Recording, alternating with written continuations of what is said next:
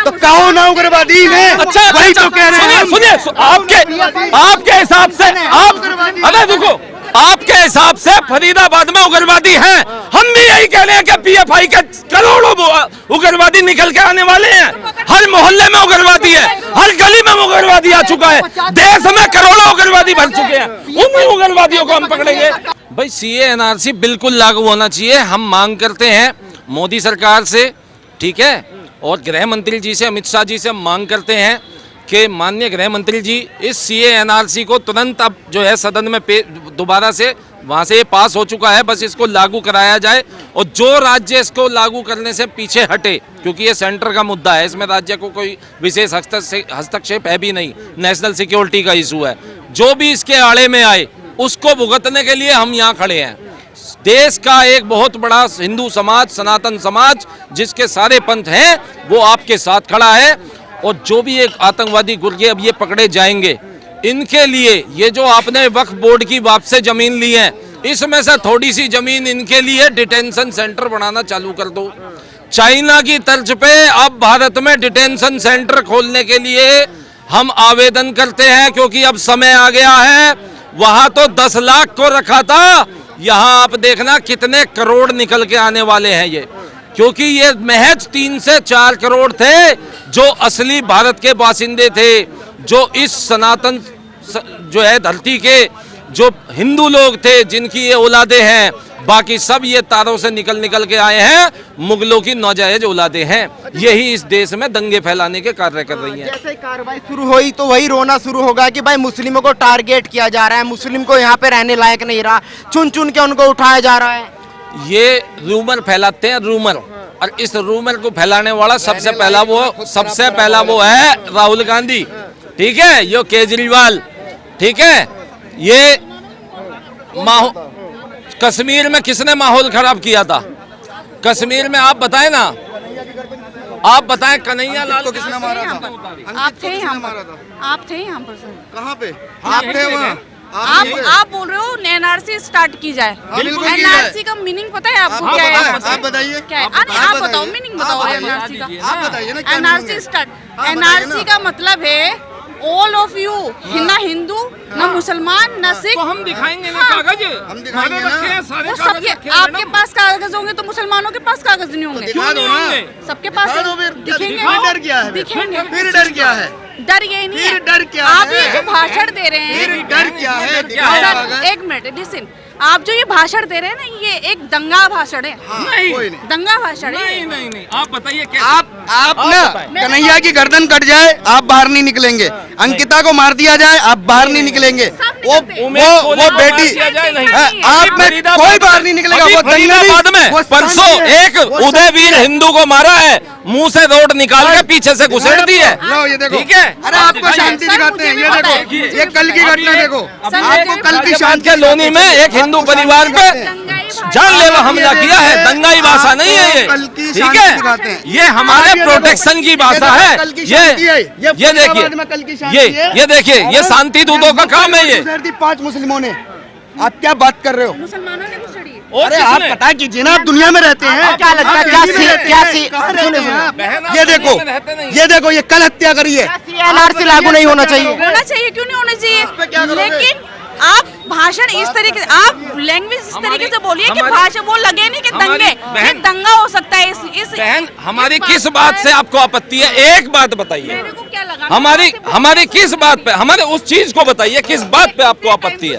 आपने सही बोल रहे थे। सही बोल रहे हैं हम, अब भी सही बोल रहे हैं, मुसलमान, अब भी। हाँ, मुसलमान बोलते हैं मैडम, बिल्कुल बहन, मुसलमान बोलते हैं, क्योंकि मुसलमानों ने ही कश्मीर में नरसंहार किया था, मुसलमानों ने ही मुजफ्फरनगर दंगा करवाया था। ये शांति है क्या? अरे मैडम, ये कल की हत्या, ये शांति है क्या? ये शांति का संदेश है क्या? ये शांति का संदेश है क्या? कल मुंह में रोड घुसेड़ के हत्या की गई है। अरे आप पता कीजिए ना, आप पता कीजिए, जो उग्रवादी होते हैं ना, तो कहो ना उग्रवादी है। अच्छा, वही तो कह रहे हैं। सुनिए, आपके हिसाब से आप, अरे देखो, आपके हिसाब से फरीदाबाद में उग्रवादी हैं, हम भी यही यही कह रहे हैं कि पीएफआई के करोड़ों उग्रवादी निकल के आने वाले हैं। हर मोहल्ले में उग्रवादी है, हर गली में उग्रवादी आ चुका है, देश में करोड़ों उग्रवादी भर चुके हैं। उन उग्रवादियों को हम पकड़ेंगे, हिंदुओं की गर्दन नहीं उतरवाएंगे। आप बिल्कुल नहीं बोलते हैं जब हिंदुओं की गर्दनें उतरती हैं। गलत तो नहीं कहा हमने, ये बहन ने एक्सेप्ट किया कि उग्रवादी है, सड़कों पे आओ, देश में उग्रवादी है। भाईचारा दिखाओ। सुनिए, भाईचारा जब हिंदू की गर्दन कटती है ना तो सड़कों पे उतर के आके भाईचारा दिखाओ, भाईचारा दिखाओ, ये भाईचारा दिखाओ। नीची आवाज नहीं होती हमारी, नीची आवाज नहीं होती है, नहीं होती हमारी नीची आवाज, नहीं होती, नहीं होती। ये दर्द है, ये दर्द 75 साल का है, आपको मालूम है? 75 साल से सनातन के अनुयायियों ने ये दर्द को झेला है। आप किस दर्द की बात करते हो? 1947 में लाखों नरसंहार हुआ, आप कहाँ थे? कहाँ थे आप? बताओ मुझे, कहाँ थे? बंटवारा मजहब के आधार पे हुआ, बंटवारा मजहब के आधार पे हुआ या धर्म के आधार पे हुआ? बताओ आप, धर्म के आधार पे हुआ या किसने बंटवारा किया? आप बताओ ना। ये पूछेंगे, उग्रवादी ये पूछेंगे, ये एक तरफ तो पूछेंगे कि जब कन्हैया लाल नारे लगाता है कि भारत तेरे टुकड़े होंगे इंशाअल्लाह इंशाअल्लाह, तो कानून कहाँ जाता है? और वही कानून आज ईडी और सीबीआई के रूप में काम कर रहा है। तो ये कह रहे हैं कि सीबीआई और ईडी आपकी है। ये दो तरफा लोग हैं, दोगले मुंह के आदमी हैं। ये दोगले मुंह के लोग होते हैं। ये एक तरफ से आपके आगे भाईचारा लेके आएंगे और याद रखना दूसरी तरफ से आपकी घात लगा के बैठे हैं, क्योंकि इनकी किताब में लिखा है सत्य का प्रमाण की जरूरत नहीं होती, इनकी किताबों में लिखा है।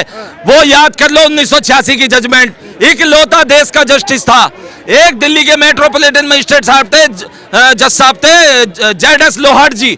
उन्होंने 1986 में जजमेंट दिया था कि ये 24 की जो खूनी ये कुरान की किताब ये आए थे, ये देश में सांप्रदायिक दंगा भड़का सकती है। ये जजमेंट 1986 का बता रहे हैं हम। अब क्या बात करते हैं? हम कोई फेसबुक और व्हाट्सएप की यूनिवर्सिटी में पढ़ने वाले नहीं हैं। जब हिंदू विरोध करेगा सीएनआरसी का, तो ऐसे कैसे लागू होगा? कहाँ विरोध कर रहा है? कौन विरोध कर रहा है? मैडम आई बोल, अजी मैडम का नाम तो पूछ लेते हैं। बहन को पहले उस बहन को उस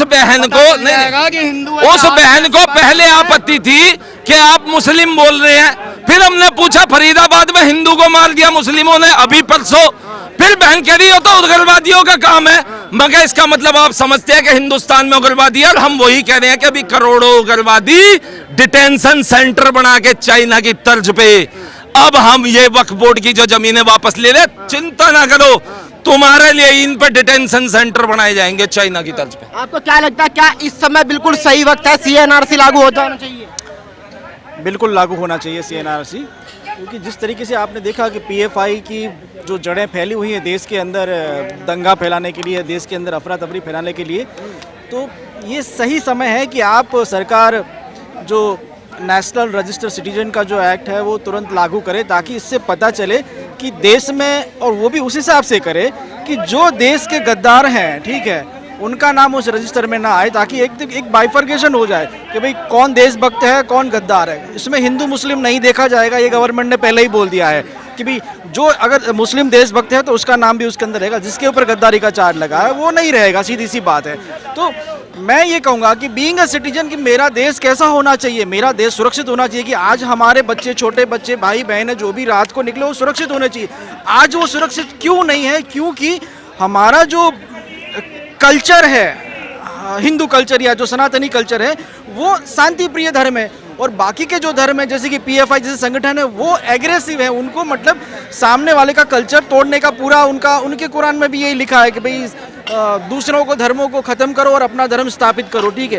तो अगर हिंदुस्तान को बचाना है तो एनआरसी बहुत ही ज़रूरी है देश के लिए, और सरकार उस पर जो काम कर रही है उनको बहुत जल्दी कर देना चाहिए कि इसमें ज़्यादा देर ना लगाए सरकार, नहीं तो काफ़ी बड़ा नुकसान हमें झेलना पड़ सकता है। आपको क्या वजह दिख रही है? क्योंकि अमित शाह ने कहा था कि वैक्सीनेशन का काम पूरा हो जाएगा तो भाई सीएनआरसी लागू कर देंगे, और तो वैक्सीनेशन का भी काम पूरा होगा। शाहीन बाग में इतना बड़ा दंगा हुआ, पीएफआई के ठिकानों पर भी रेड पड़ रही है, तो फिर दिक्कत कहाँ आ रही है? दिक्कत देखिए, जहाँ तक मेरा सोचना ऐसा है कि देर सरकार इसलिए कर रही है कि ताकि कोई बेगुनाह इसके चक्कर में, इस कानून के उसमें ना फंस जाए। इसकी सरकार की पूरी कोशिश रहेगी कि भाई 100 मुजरिम छूट जाए लेकिन कोई बेगुनाह फंसना नहीं चाहिए इसके अंदर है। जो देश के गद्दार है उनके खिलाफ कार्रवाई होगी।